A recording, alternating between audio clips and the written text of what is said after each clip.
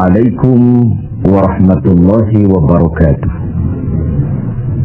Alhamdulillahi rabbil alamin. Wassalatu wassalamu ala asyrafil anbiya'i wal mursalin Sayyidina Muhammadin wa ala alihi wa sahbihi ajma'in. Amma ba'd. Saudara-saudara sebangsa, setanah air dan sekeyakinan yang berbahagia, data-data terakhir yang sampai kepada kita membuat kita sebagai bangsa semakin prihatin. Walaupun tentu tidak membuat kita jadi pesimis, seraya kita tetap memberikan penghormatan dan penghargaan kepada upaya-upaya yang telah dilakukan oleh pemerintah kita.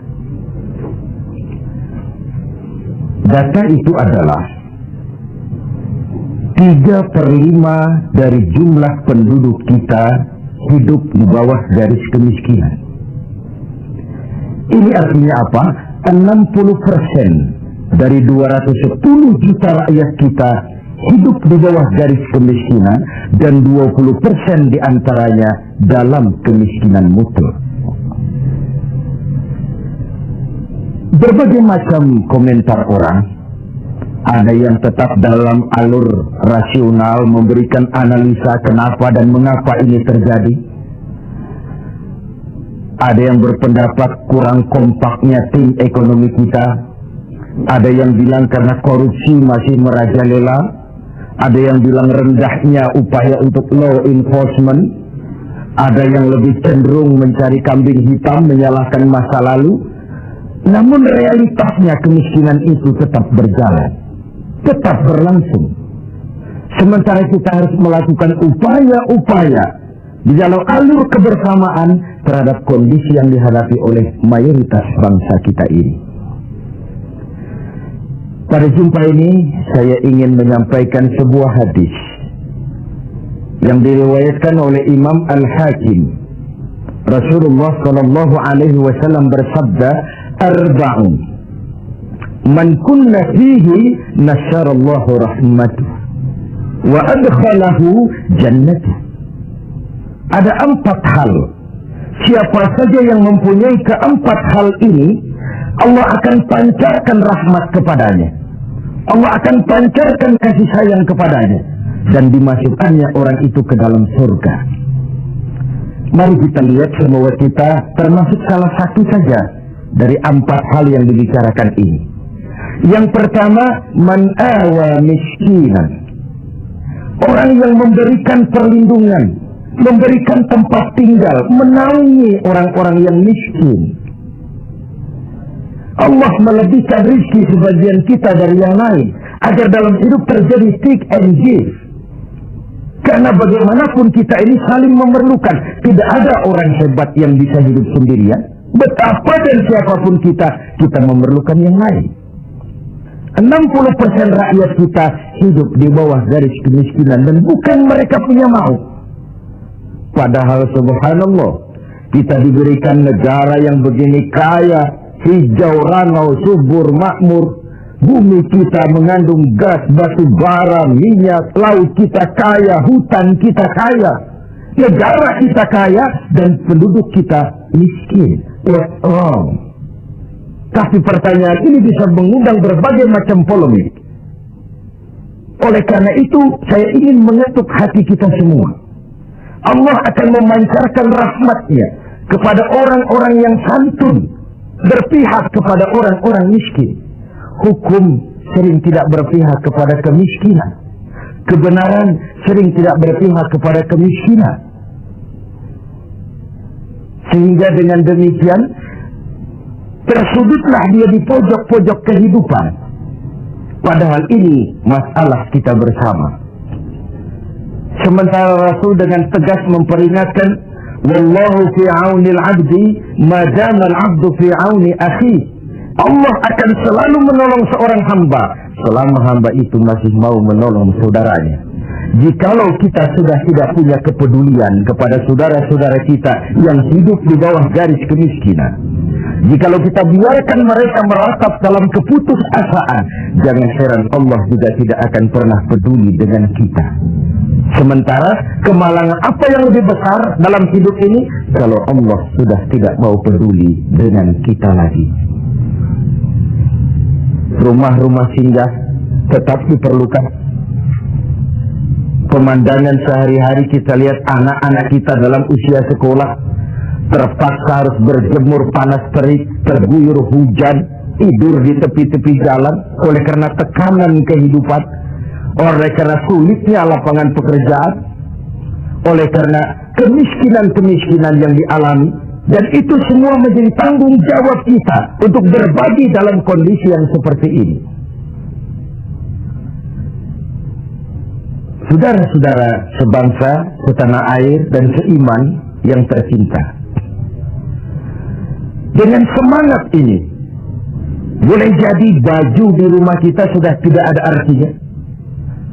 Tetapi ketika kita berikan kepada mereka, akan jadi besar artinya buat mereka. Sementara di rumah kita sendiri, kita sudah hampir lupa ada baju itu. Tidak tersentuh sama sekali. Beratkah kita memberikan sesuatu yang di tangan kita sudah tidak begitu berarti, sementara akan jadi pengarti yang paling besar bagi orang lain. Satu sisi ada orang sakit perut karena kekenyangan, sisi lain orang merintih karena kelaparan. Tidak bisakah kita menyisihkan sebagian saja supaya kita tidak berlebihan dan tetap sehat, sementara yang lain juga tetap tidak merintih kelaparan karena kekurangan makan? Kemiskinan merupakan musuh kita yang paling utama. Dan biang keladinya adalah belum stabilnya perekonomian kita. Penyebabnya bisa bermacam-macam. Karena kurang kompaknya tim ekonomi kita, ya. Karena warisan hutang, iya juga.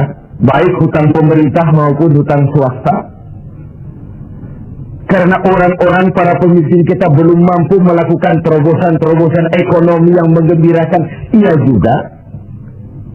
Tapi rakyat kita sesungguhnya, kita lihat di lintasan pintu kereta itu kadang-kadang penjaga pintu juga, kereta masih di mana-mana, pintu sudah ditutup, panjang sekali antrian itu, terbes sopir-sopir keringetan, setengah jam nunggu kereta mau lewat. Ketika lewat keretanya memang 11 gerbong, panjang sekali. Si sopir truk, si sopir bus, si kenek yang kekeringatan itu, pantas saja lama kita menunggu sampai keringetan. Keretanya yang lewat panjang betul. Ada kepuasan batin. Sebaliknya bayangkan, sudah setengah jam nunggu keringetan, kepanasan, haus, mencekik leher, antrian mobil panjang di lintasan pintu kereta. Begitu lewat, yang lewat ini cuma lokomotif. Nyumpah kena ke sopir sialan. Dikira apa setengah jam kita nunggu cuma begitu yang mau lewat. Ini artinya apa? Secara psikologis rakyat kita ini mau menunggu. Rakyat kita ini mau berkorban. Rakyat kita ini mau memberikan apa yang mereka bisa untuk sesuatu yang besar, untuk sesuatu yang monumental, untuk sesuatu yang bisa merubah keadaan mereka. Jangan biarkan rakyat kita menunggu dengan kecewa karena begitu lama menunggu yang lewat cuma lokomotif, cuma kepala kereta yang lewat. Mereka merasa penantian setengah jam sia-sia, pengorbanan peras keringat, haus mencekik leher. Jadi konyol ketika yang lewat cuma sebuah lokomotif. Begitulah. Kadang kita masih terkontaminasi oleh pola lama. Sebagian dari pemimpin kita masih memandang bahwa jabatan itu fasilitas dan kekuasaan. Lebih celaka lagi bahwa jabatan adalah jalan pintas untuk menuju kaya. Merasa giliran. Kemarin kan giliran kamu, sekarang giliran saya. Sepanjang jabatan masih dianggap sebagai fasilitas dan kekuasaan, apalagi jalan pintas untuk menuju kaya, itu rampok. Negara sedang sakit. Ini musim kerja bakti. Pesta sudah selesai. Saatnya kita cuci piring. Kita Dalam artian seluruh komponen bangsa.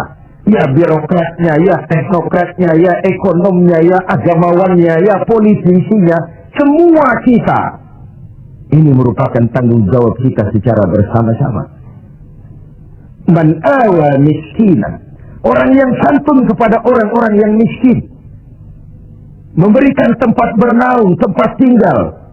Mendidik, memberikan kesempatan pendidikan kepada anak-anak mereka. Sehingga anak-anak itu, yang juga anak-anak kita, punya hak menatap hari esok dengan pasti. Punya hak menggantungkan harapan dan cita-cita. Seperti juga anak-anak lain punya harapan dan punya cita-cita. Marilah kita semua menyadari, hidup ini sebuah putaran menunggu giliran. Dan jabatan adalah amanah. Sementara menyia-nyiakan amanah adalah khianat. Lebih jauh dari itu, agama mengajarkan apapun yang kita miliki dalam hidup ini sebuah titipan. Harta titipan, jabatan titipan, ilmu pengetahuan titipan. Kalau titipan harus disikapi dengan dua.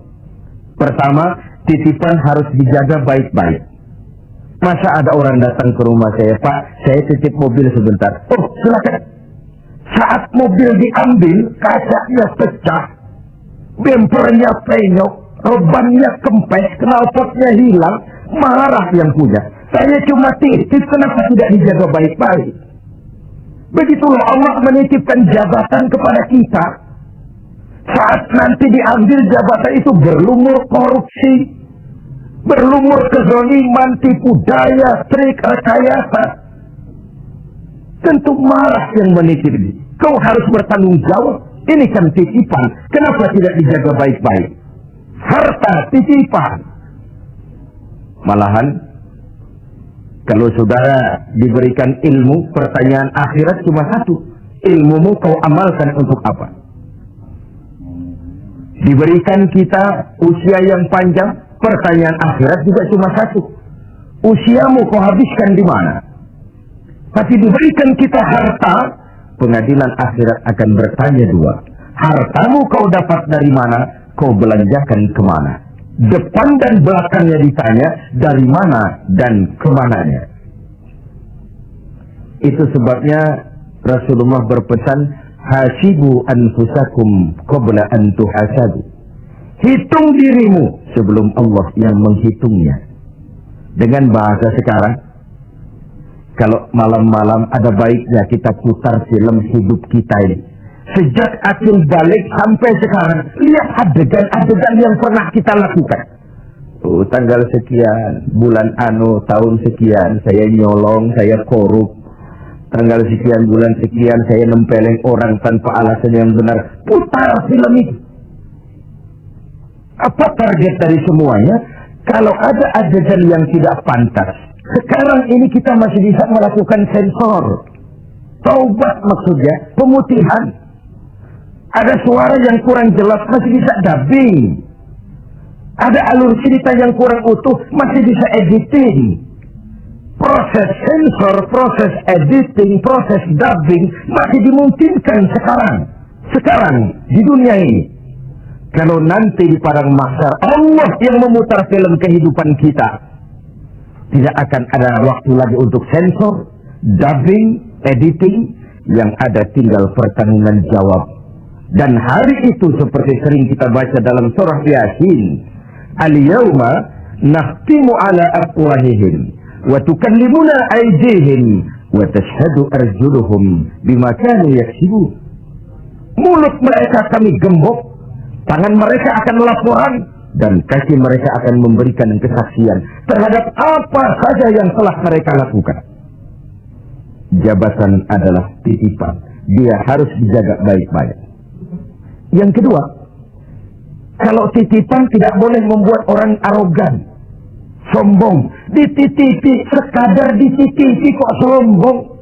Apa alasannya? Orang titip mobil ke rumah saya, yang punya mobil pergi, saya petatan peteteh, membangga-banggakan. Ini mobil hebat, ini mobil mutakhir, ini mobil canggih. Mobil orang titip. Begitulah kita. Ini jabatan, titipan. Kenapa harus sombong? Ini harta, titipan. Kenapa mesti sombong? Ini ilmu pengetahuan, titipan. Kenapa harus sombong? Titipan tidak perlu membuat kita jadi arogan. Bahkan kalau dia jabatan itu top, kata orang Belanda, legend is louden. Memimpin adalah jalan menderita.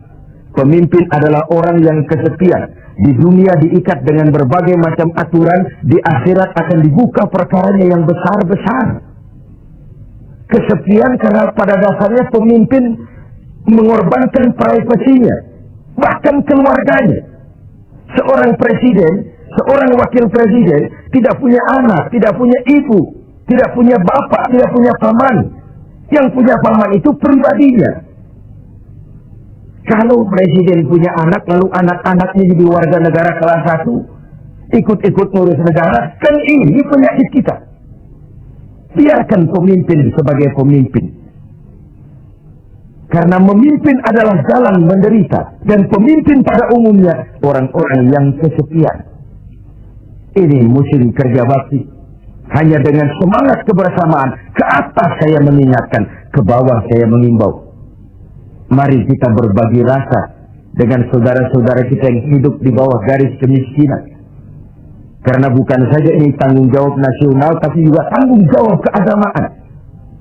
Seorang muslim baru sempurna imannya jikalau dia merasakan apa yang dirasakan oleh tetangga sebelahnya.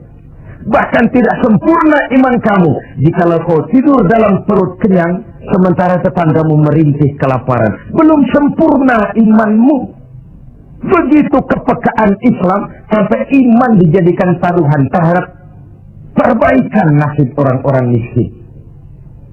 Bukan sekedar sebuah slogan, bukan sekedar sebuah simbol, tapi sebuah realita kehidupan beragama. Tangan di atas lebih baik daripada tangan di bawah. Orang mukmin yang kuat lebih disukai Allah ketimbang orang mukmin yang lemah. Lemah ekonominya, lemah pendidikannya, lemah jaringan sosialnya, lemah kebudayaannya. Orang mukmin yang kuat lebih disukai Allah daripada orang-orang mukmin yang lemah. Terus kalau kita dalam posisi itu, sekaranglah waktunya untuk berbuat. Jangan biarkan saudara-saudara kita merintih kelaparan. Anak-anak dalam usia sekolah terpaksa keleleran di jalan, atau terpaksa harus kerja di bawah usia. Memang kadang kita berhadapan dengan siklus lingkaran setan. Pendapatan rendah, kenapa? Karena kemampuan rendah. Kemampuan rendah, kenapa? Karena pendidikan rendah. Pendidikan rendah, kenapa? Karena kurang gizi.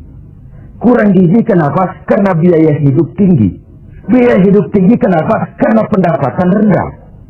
Begitu berputar lingkaran setan ini. Tapi what can we do now? Apa yang bisa kita lakukan sekarang? Buat tetangga kita, buat masyarakat lingkungan kita, setidaknya man awa miskinan. Orang yang menolong orang-orang miskin, memberikan tempat tinggal, melindungi mereka, akan dipancarkan rahmat Allah kepada mereka. Kasih sayang Allah akan berlimpah. Si miskin mungkin tidak akan bisa membalas, tapi Allah akan memberikan balasan melalui jalan yang tidak pernah kita sangka. Ketimbang kita mencari kambing hitam, oke lah, yang salah tetap salah, tapi kan dengan argumen, bukan dengan sentimen. Untuk menegakkan kebenaran, bukan untuk menang-menangan. Zaklik, tidak personik. Menyentuh dan bukan menyinggung. Biarkan hukum tetap tegak. Biarkan penataan ekonomi kita tetap profesional. Sementara kita yang oleh Allah diberikan sedikit kelebihan, sedikit kemampuan, mari kita berbagi untuk mengatasi persoalan bangsa yang memang berat ini. Ini yang pertama. Yang kedua, orang yang akan dapat pancaran rahmat dari Allah itu warahimad dha'ifa. Orang yang punya sifat belas kasih kepada mereka yang lemah, keberpihakan kepada orang-orang yang tidak berdaya. Tadi saya katakan, kebenaran jarang berpihak kepada si miskin dan si lemah. Hukum sering tidak berpihak kepada si miskin dan si lemah. Tengoklah sekarang. Kalau orang besar punya banyak uang, dapat masalah, tim pembelanya itu antri. Tim, bukan lagi 1-2 orang, tim, paling sedikit 3 orang. Tapi ketika si miskin dan si lemah terpuruk di sudut kehidupan, hak-hak asasinya diinjak-injak, siapa yang mau peduli? Masih segar dalam ingatan kita nasib yang menimpa Marsina, Sengkon dan Karta, wartawan Udin, koran Bernas. Itu sekadar yang naik ke permukaan. Entah berapa puluh Marsina di Republik ini. Entah berapa banyak Sengkon dan Karta di negeri ini. Entah berapa banyak Udin Bernas di bumi tercinta ini. Sehingga orang sering mengeluh, banyak pengadilan tapi sulit mencari keadilan. Hukum berpihak kepada yang terkenal, kuasa dan punya uang. Law enforcement tersendat-sendat. Kalau sudah orang beruang, ternama, punya masalah, antri yang bela. Rame-rame kur menyanyikan lagu maju tak gentar membela yang bayar. Sementara si lemah, si miskin terseok-seok mencari keadilan, merintih ketika hak asasinya diinjak-injak dan tidak tersentuh sama sekali.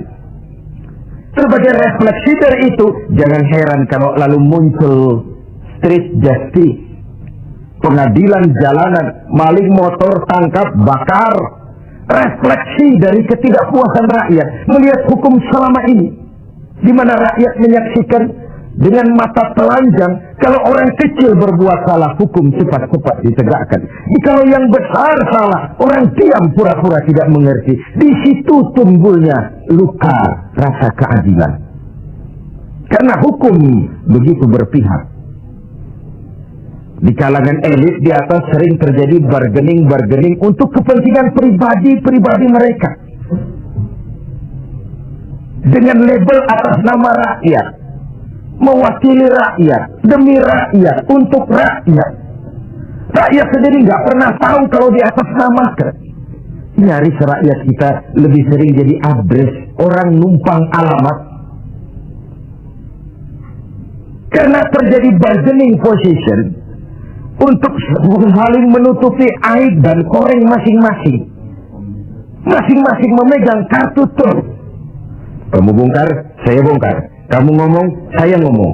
Maka upaya menegakkan hukum jadi semakin terseok-seok adanya. Saudara-saudara sebangsa, setanah air, dan seiman yang tercinta, keberpihakan kepada orang yang lemah dan tidak berdaya bukan karena kita kepengen jadi hero, tidak. Ini bagian dari ibadah. Bagian dari ibadah. Of course, lebih nikmat berpihak kepada kekuasaan memang. Numpang mujur, ikut nimbrung. Kekuasaan itu gula. Tentu saja banyak semut di sekitarnya. Harta juga manis. Banyak gula di sekelilingnya. Sampai-sampai ada pepatah Arab mengatakan, Inna darahima fil amakini kulliha taksur rijala mahabatan wa jalala. Uang dan kekuasaan itu di mana-mana bikin gagah orang yang memilikinya. Bikin hebat orang yang menguasainya. Orang yang punya uang dengan yang tidak punya uang, janganlah gaya hidupnya, gaya jalannya saja lain. Yang kecil-kecilan sajalah. Teman-teman kita yang kerja di bangunan itu, buruh bangunan itu, Kemis sama Sabtu sore lain jalannya. Sabtu sore itu jalannya gagah. Kenapa? Habis gajian. Tapi kalau Selasa, Kemis, lesu, lelah, letih, hanya jalannya saja lain. Dan agak nyinyir memang, tapi realitas. Wahia silahun liman arada qitalan, wahia lisanun liman arada fasahatan. Uang dan kekuasaan adalah senjata yang paling ampuh bagi orang yang mau bertempur. Nuklir bahkan sekalipun bisa nggak bunyi kalau disumpal dengan uang. Apalagi meriam, tank, pistol, semua tidak bunyi kalau disumpal dengan uang. Dia adalah senjata yang paling ampuh bagi orang yang mau maju ke medan perang. Dan lisanun liman arada fasahatan, lidah yang paling fasih bagi orang yang mau bicara. Bicara dengan menggunakan retorika muter-muter menghanyutkan orang, masih buntu. Coba uang yang bicara, lewat semua. Ya, secara guyonan anak-anak sering bilang, ada fulus mulus, tidak ada fulus manfus. Pepatah Arab Indonesia. Ada fulus mulus, tidak ada fulus manfus. Apakah harus seperti itu budaya kita? Mau dapat jabatan, setelah pendidikan harus bersaing. Lalu dalam persaingan ini, mana yang paling bisa memberikan semur, dekat sama semar, semur. Logikanya apa? Kalau orang meraih jabatan karena banyak mengeluarkan uang dan berani, tentu dia sudah berhitung. 3 bulan pun pulang modal. Paling sebentar selesai, pulang balik modal lah.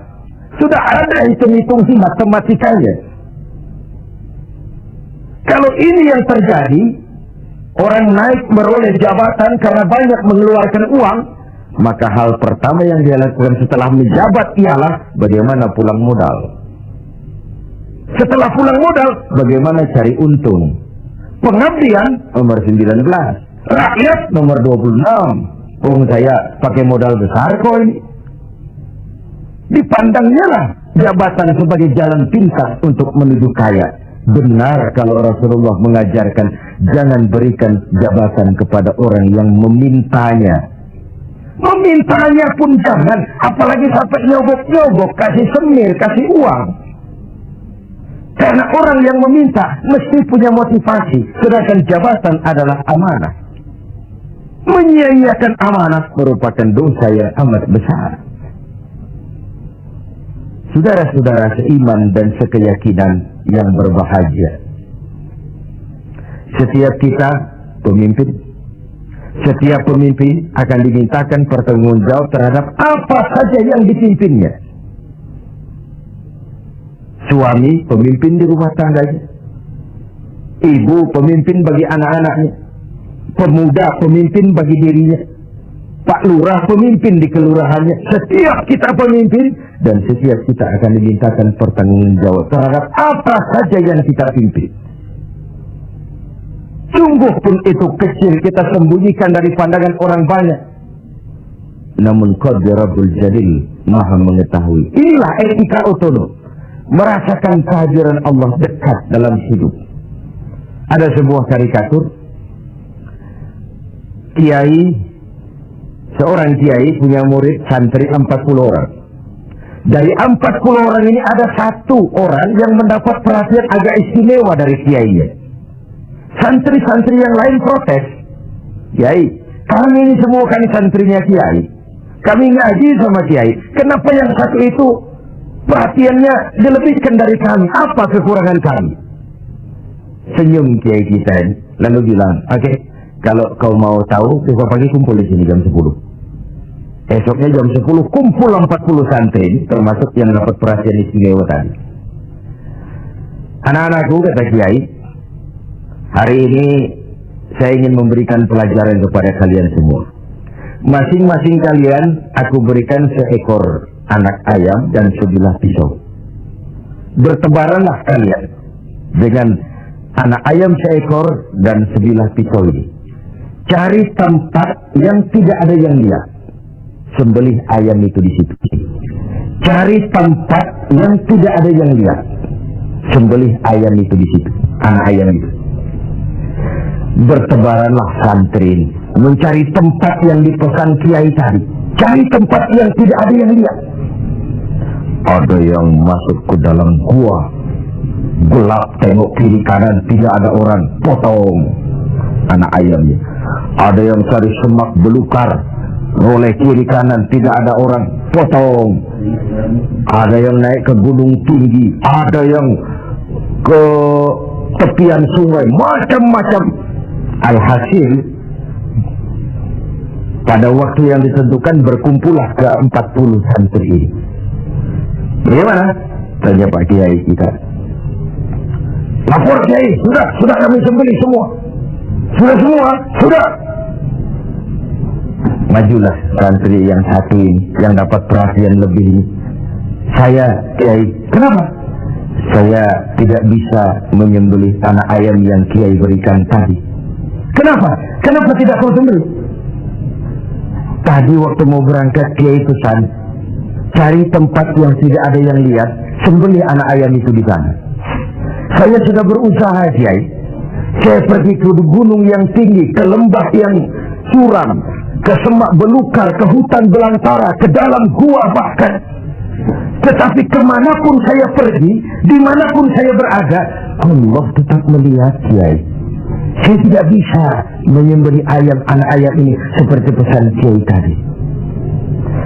Kiai senyum lalu menghadapi 39 santri yang lain. Nah, kau tahu kan kenapa dia lebih istimewa dari kalian semua? Dia punya etika otonom. Dia merasakan kehadiran Allah dekat dalam hidup. Tengoklah dalam upaya memberantas korupsi di negeri ini, berapa banyak tim yang sudah kita bentuk, berapa banyak operasi yang sudah kita lancarkan. Entah yang namanya operasi kilat, operasi Raja Wali, operasi Halilintar, operasi Gledek. Tim ini, tim itu, tim ini, tim itu. Ketika terbentur gunung, timnya bubar, operasinya selesai. Sementara korupsi tetap berjalan. Mari kita kembali kepada nurani. Dalam kondisi negara kita terpuruk, ekonomi kita begini rupa, 60% rakyat kita hidup di bawah garis kemiskinan. Masih bisakah kita menyalahgunakan jabatan untuk kekayaan pribadi?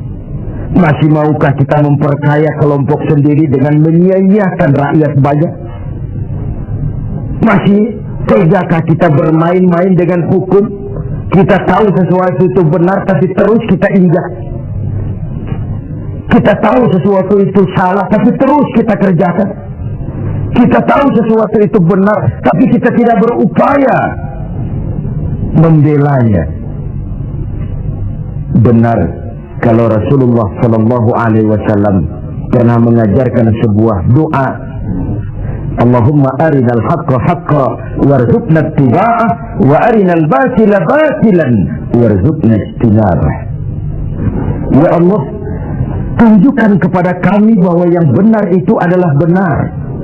Berikan kami kemampuan, kekuatan, kemauan untuk membela, mengikuti yang benar itu. Tunjukkan juga kepada kami bahwa yang salah itu salah. Berikan kami kekuatan, keberanian, kemampuan, kemauan untuk menjauhi yang salah itu. Ini artinya apa? Banyak orang tahu sesuatu itu benar, tapi dia tidak berdaya mengatakan itu benar. Dia tidak punya kekuatan untuk membela yang benar. Dia tidak punya kemauan untuk menyampaikan yang benar. Sebagaimana banyak juga orang tahu sesuatu itu salah, batil, zalim, tidak benar, inkonstitusional. Tapi dia tidak punya daya, kekuatan dan kemampuan untuk menghindari yang tidak benar itu. Yang terjadi kemudian di masyarakat adalah kerancuan. Bisa saja terjadi yang benar dianggap batil, yang batil menjadi hak. Yang halal dikatakan haram, yang haram menjadi halal, atau setidaknya disamarkan. Kerancuan nilai ini membuat masyarakat menjadi tidak menentu. Oleh sebab itu, keberpihakan kepada yang lemah seperti dianjurkan dalam hadis ini. Rahimat ba'i, orang yang bersifat kasih sayang kepada orang-orang yang lemah. Selain ada pula versi hadis Nabi yang menyatakan irhamu salasatan minan nas, kasihanilah 3 macam manusia. Dikasihani siapa? Pertama, azizan zalla, orang terhormat yang jatuh hina, pejabat tinggi yang pensiun, terkena post power syndrome. Itu kalau tidak kuat mentalnya, mengalami semacam frozen emotional attitude. Dan itu yang masih menghinggapi para birokrat kita sekarang. Dengar mau ada mutasi ke asap berusuh, cari orang pintar, cari mbah. Sholatnya masih menghadap Allah, tapi urusan kayak begini cari orang pintar, cari mbah. Jadi iya kena mudu wa mbah nasta'in. Ini kan tidak konsisten, mukhtalif, mencampur aduk yang hak dengan yang batil. Akhirnya segala macam cara diusahakan. Dia merawat jabatannya bukan dengan prestasi kerja yang baik, bukan dengan kondite karena memang melaksanakan tugas dengan sebagaimana mestinya, tapi banyak melakukan menangi atasan, suap sana, semir sini, semur situ. Azizan zalla, orang terhormat yang jatuh hina, terkena post power syndrome, tidak sadar hidup ini kok cuma nunggu giliran kan. Ada saat datang, ada waktu pergi, ada hari lahir, ada saat kembali, ada waktu dilantik, ada saat menyerahkan jabatan. Wa tilkal ayyamu nudawiluha bainan nas. Hari itu kami putar di antara manusia. Apa yang kekal? Yang tetap adalah perubahan. Perubahan itulah yang tetap itu. Ini yang pertama. Yang kedua, ghaniyan qad istaqar, orang kaya yang jatuh miskin. Ini kalau tidak kuat mentalnya bisa gila. Hidup serba ada, sama dengan pejabat tinggi. Datang dihormati, kemana-mana dikawal, tiba-tiba pensiun nongkrong di warung Tegal nggak ada yang negor. Kalau tidak kuat mentalnya, dia bisa sableng. Orang kaya yang jatuh miskin, biasa hidup serba ada, serba mewah, serba uang. Tahu-tahu dihadapkan oleh kenyataan dia tidak punya apa-apa, dia bukan apa-apa. Itulah sebabnya kalimat inna lillahi wa inna ilaihi raji'un bukan sebuah ucapan sekadar saat kita menghadapi musibah. Itu kesadaran batin yang paling tinggi dari seorang muslim. Segalanya datang dari Allah, segalanya akan kembali kepada Allah. Kalau satu saat saya harus melepaskan jabatan yang saya senangi, kenapa harus berat? Bukankah ketika terlahir dahulu tidak ada jabatan yang saya bawa? Kalau saya harus melepaskan harta yang saya miliki, kenapa saya harus berat? Bukankah ketika terlahir ke dunia ini tidak sesen pun uang yang saya bawa? Innalillah, segalanya dari Allah, segalanya akan kembali juga kepada Allah. Kesadaran moral yang paling tinggi, segalanya dari Allah, segalanya akan kembali kepada Allah.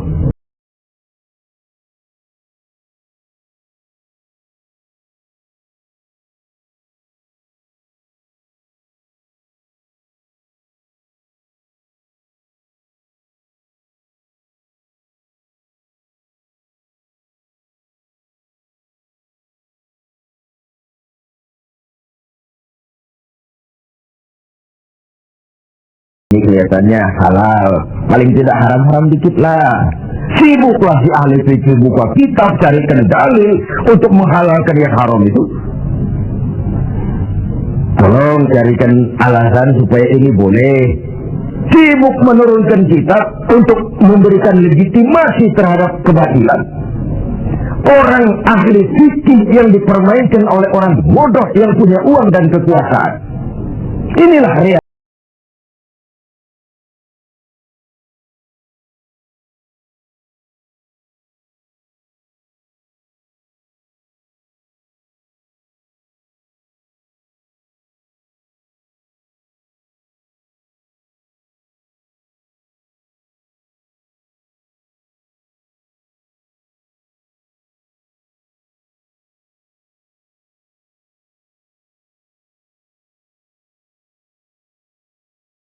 Samsung. Ada sesuatu. Saudara-saudara yang terhormat, saya kembali kepada masalah 4 hal yang mendatangkan rahmat Allah tadi, yaitu yang kedua, rahimah ba'i, orang yang bersifat belas kasih kepada orang-orang yang lemah, keberpihakan kepada rakyat. Ini yang diperlukan sekarang. Ini akan menumbuhkan trust, kepercayaan. Kita bicara soal kesulitan ekonomi, ini kan masalah yang sudah mendunia, bukan cuma Indonesia, tapi tetangga-tetangga kita sudah hampir sembuh semua. Malaysia sudah sembuh, Thailand sudah sembuh, Filipina sembuh, bahkan Korea lebih menakjubkan. Bukan saja sembuh, tapi dia sudah tidak punya sangkut paut lagi dengan negara donornya, IMF. Sudah diselesaikan hutangnya. Apa yang dilakukan Korea? Membangun semangat kebersamaan. Rakyatnya mengumpulkan emas sekian ton. Pemerintah mengeluarkan obligasi. Kok mau rakyat mengumpulkan emas? Itu tadi. Masih ingat? Sopir truk, sopir bus, kenek-kenek nunggu setengah jam di lintasan pintu kereta. Kalau lokomotifnya yang panjang lewat, ada kepuasan batin. Pas rakyat percaya kepada pemimpinnya. Ini yang perlu ditumbuh kembangkan. Tidak terkumpullah emas sekian ton. Lalu Korea menghidupkan yang namanya home industry. Tulang punggung perekonomian tetap koperasi yang bersifat kerakyatan. Dan dia berhasil bangkit dari kesulitan ekonomi. Rasa kepercayaan itu penting. Karena rakyat merasa pemimpinnya adalah bagian dari mereka. Ini yang Rasulullah saja dituntun oleh Al-Quran. Qul innama ana basyarum mislukum. Katakan kepada mereka Muhammad, aku manusia seperti kau, seperti kalian semua. Apa artinya ini? Jangan menempatkan dirimu di atas yang lain. Jangan pemimpin mendatangi rakyat sebagai sosok penguasa, sebagai sosok malaikat, sebagai sosok sinterklas. Datanglah kepada rakyat sebagai bagian daripada rakyat itu sendiri. Saya tertarik dengan ungkapan Presiden Republik Rakyat Cina pada saat dilantik. Apa katanya? Berikan kepada saya 100 peti mati. Yang 99 akan saya gunakan untuk koruptor di negeri ini. Yang 1 akan saya pakai sendiri kalau kamu lihat saya tidak benar. Sebuah ungkapan yang menampilkan kesungguhan dan keteladanan. Siapkan 100 peti mati. Yang 99 untuk para koruptor di negeri ini. Yang 1 akan saya pakai sendiri kalau kamu lihat saya tidak benar.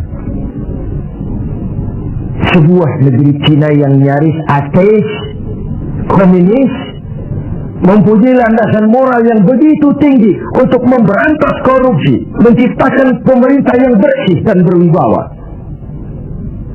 Mengapa kita yang berpancasila, yang sila pertamanya ketuhanan yang Maha Esa, yang kita negara walaupun bukan negara agama tetapi negaranya orang beragama, mengapa kita lalu setengah hati terjebak pada bargaining cuma untuk melembagakan pribadi, kepentingan golongan paling tinggi, tapi tidak menyentuh kepentingan rakyat banyak.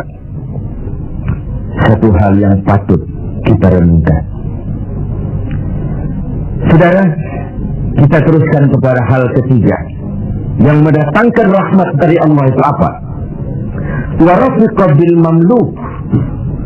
Orang yang bersikap lemah lembut terhadap mamluk, hamba sahaya, mustad'afin, orang-orang yang tidak berdaya. Pembantu-pembantu di rumah kita sering kita anggap sebagai pembantu. Kita ora pati ngowong ke wong, tidak memandang orang itu sebagai orang, bukan sebagai anggota keluarga, tapi pure pembantu.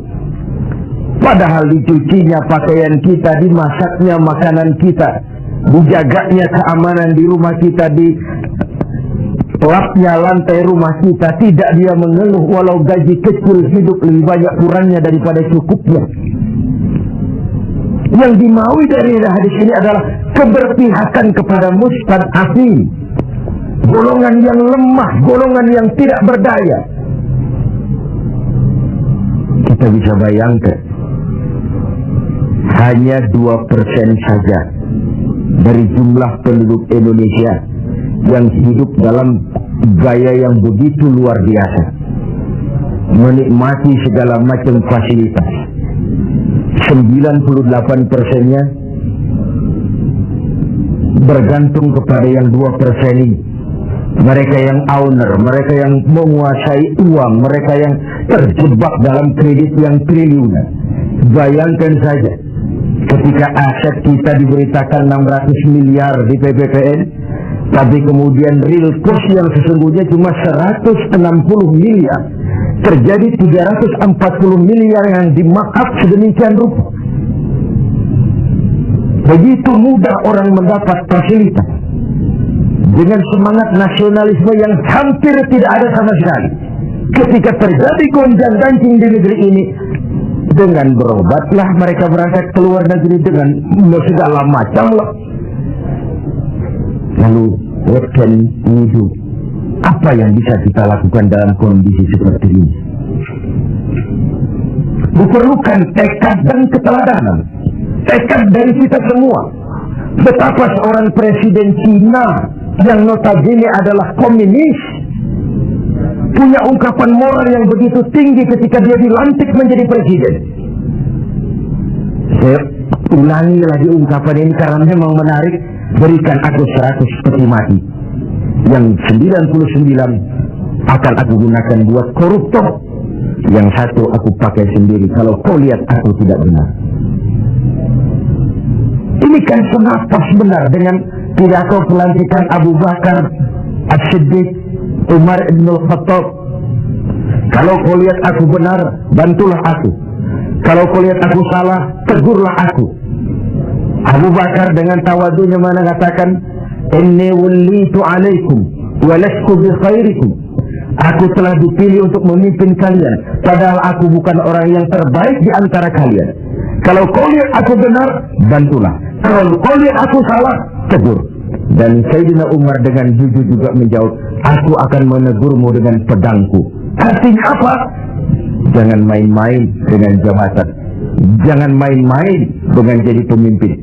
Sekedar kepengen dihormati, sekedar kepengen hidup dengan segala macam fasilitas yang serba wah, kemana-mana dikawal orang, dihormati, cuma sebatas itu. Lalu tidak punya konsep ke depan membawa rakyat keluar dari kesulitan. Saudara-saudara sebangsa, setanah air dan seiman yang berbahagia. Warafiqah bil mamluk, orang yang bersikap lemah lembut kepada orang-orang yang dalam kekuasaan orang lain. Budak sahaya, para pembantu, tenaga-tenaga kerja level bawah. Kita bersyukur kalau kita ke Korea, kita ke Hong Kong, tenaga-tenaga kerja kita masih memasuki pasaran menengah. Tapi di beberapa negara lain yang kita kirim tenaga kerja lapangan ke bawah, itu kan potret dari SDM kita. Dan saya katakan berbentuk lingkaran setan, siklus. Bagaimana kita berharap mendapat pendapatan yang tinggi kalau prestasi kerja kita rendah? Bagaimana prestasi kerja mau tinggi kalau dasar pendidikannya rendah? Bagaimana pendidikan mau tinggi kalau gizi, menu yang dimakan juga kalorinya rendah? Bagaimana mau mendapat menu kalori dan gizi yang tinggi kalau daya beli lemah? Bagaimana daya beli mau kuat kalau pendapatan juga rendah? Berputar di sekitar itu. Oleh karenanya dituntutlah kepekaan dalam situasi sekarang. Sulit-sulitlah, siapa yang tidak sulit? Yang kaya saja mengeluh, konon yang miskin. Yang masih punya kerjaan saja mengeluh, konon lagi yang sama kaya saja mengeluh, konon yang miskin. Yang masih punya kerjaan saja mengeluh, konon lagi yang sama sekali tidak punya kerjaan. Hopeless, homeless. Dan ini kesulitan kita bersama. Mari kita berbagi. Wallahu fi auni al-'abdi ma dama al-'abdu fi auni akhi. Allah akan selalu menolong seorang hamba selama hamba itu masih mau menolong saudaranya. Selama kita utuh, kokoh dan kuat, bersatu sebagai bangsa, tidak ada kesulitan yang tidak bisa kita atasi. Hutang-hutang kita, paling tidak kita bisa minta rescheduling, penjadwalan ulang. Terlalu riskanlah kalau kita minta pemutihan, karena itu memberikan pengumuman bahwa negeri kita bangkrut. Rescheduling. Sumber daya alam kita masih memadai. Banyak terobosan-terobosan yang dilakukan selain membebani rakyat dengan berbagai macam pajak. Pajak ini, pajak itu, pajak ini, pajak itu. Tidak adakah satu upaya selain meningkatkan pajak dengan tambahan hutang dari luar negeri untuk memperbaiki ekonomi ini? Let's be ourselves. Mari kita jadi diri kita. Selama ini kita gagal barangkali sebagai bangsa oleh karena kita tidak mau menjadi diri kita. Negara kita negara agraris, tapi teknologi kita berorientasi kepada high tech. High tech itu artinya high cost, tetapi sekaligus high risk. Yang kita perlukan teknologi yang mengarah kepada agro. Sebuah karikatur sederhana. Tingkat kesuburan yang paling tinggi di negeri kita adalah di Pulau Jawa. Humus kesuburannya itu sampai 15 meter ke bawah. Sedangkan di luar Jawa rata-rata 15 cm tingkat kesuburannya. Wajar kalau lalu ada lahan berpindah, ladang berpindah. Karena tingkat humus kesuburannya cuma 15 cm dari permukaan. Apa yang kemudian terjadi? Tanah-tanah yang subur di Jawa ini ditanami gedung, ditanami beton untuk kepentingan high tech. Lalu sawah kita buatlah di Kalimantan Tengah, lahan 1 juta hektar, tanahnya gambut, proyek gagal total, triliunan uang menguap. Entah yang di-markup, entah yang disalah alirkan, habislah akhirnya uang setan dimakan jin. Let's be ourselves. Mari kita jadi diri kita. Sebab hanya orang yang tahu benar dirinya, dia akan bisa menempatkan diri. Tetapi pada saat kita sudah tidak tahu siapa kita, apalagi kita mau jadi orang lain, maka kita tidak akan pernah jadi apa-apa. Jangan di bawah bayang-bayang orang lain. Karena bagaimanapun negara donor mau memberikan bantuan karena kepentingan. Apalagi jangan mau jadi orang lain. Jadilah diri kita, itu yang sejatinya. Semangat gotong royong, kebersamaan, kepedulian sebagai budaya yang dimiliki orang-orang tua kita nyaris tercabut dari kehidupan kita. Terjebak euforia tiba-tiba saja atas nama kebebasan, atas nama demokrasi, kita seakan tercabut dari akar budaya kita. Kita yang santun jadi beringas, kita yang rukun jadi saling mencurigai, kita yang toleran tiba-tiba bermusuhan. What's wrong? Apa sih sebenarnya? Siapa melawan siapa? Siapa yang mencurigai siapa? Siapa membunuh siapa? Kita anak-anak bangsa satu tubuh yang lahir dari rahim Ibu Pertiwi. Pada layaknya menghadapi kesulitan-kesulitan seperti ini, kita bahu-membahu. Saya ingat almarhum Panglima Besar Sudirman punya ungkapan, tidak ada kemenangan kalau tidak ada kekuatan. Tidak ada kekuatan kalau tidak ada persatuan dan kesatuan. Tidak mungkin terwujud persatuan dan kesatuan tanpa semangat silaturahmi. Mau menang kita keluar dari kesulitan besar ini, harus kuat, Mau kuat kita harus bersatu.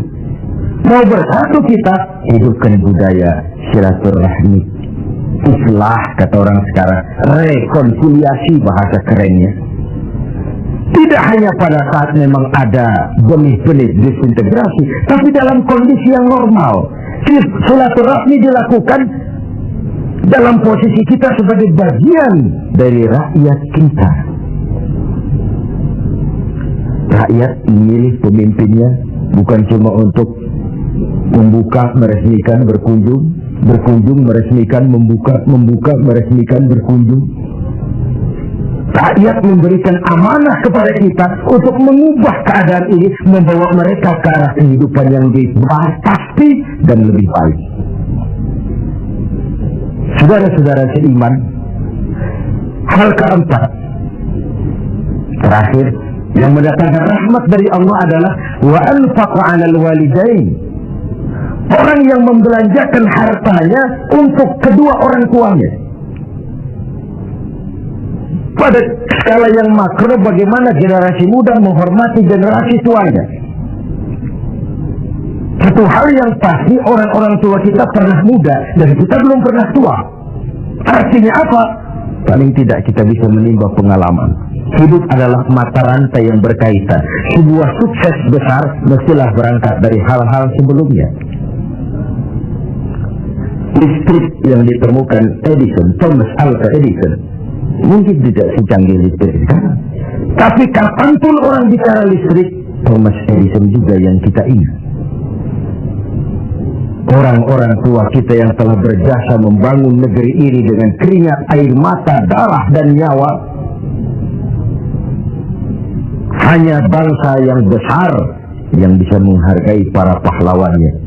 Hanya generasi terhormat yang bisa menghormati orang-orang sebelumnya.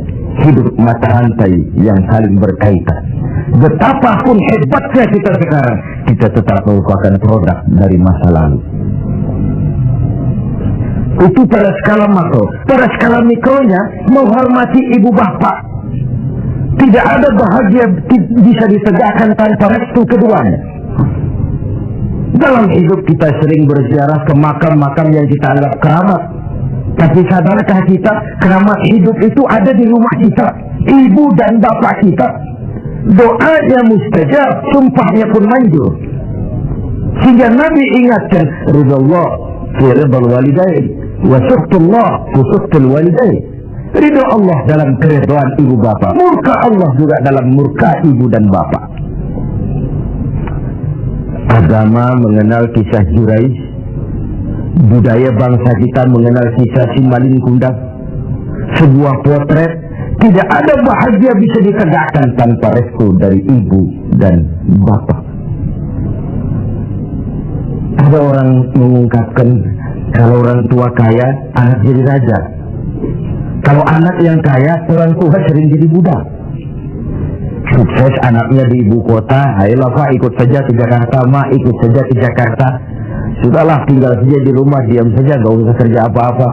Biasa di desa dengan segala aktivitas, begitu ke Jakarta diam, kan gak enak juga orang tua. Akhirnya mulai nyapu-nyapu halaman. Akhirnya gak enak lagi, mulai bantu-bantu ngepel. Dan begitu seterusnya. Berapa banyak pun uang kita belanjakan untuk membahagiakan ibu dan bapak, tidak akan pernah sanggup menebus air susu ibu yang kita minum. Ayah yang pergi pagi pulang petang, peras keringat, banting tulang, kehujanan dan kepanasan untuk membesarkan dan mendidik kita supaya jadi orang. Sering setelah jadi orang, lupa kacang akan kulitnya. Saudara-saudara sebangsa dan setanah air yang berbahagia, mudah-mudahan 4 hal yang saya sampaikan pada hadis yang diriwayatkan oleh Al-Hakim ini menjadi sumbangan moral untuk lebih meningkatkan kepedulian dan ikut andil dalam memberikan solusi bagi bangsa dan negara tercinta ini. Jumpa lagi di lain kesempatan. Usikum wa nafsi bitaqwallah. Wassalamualaikum warahmatullahi wabarakatuh.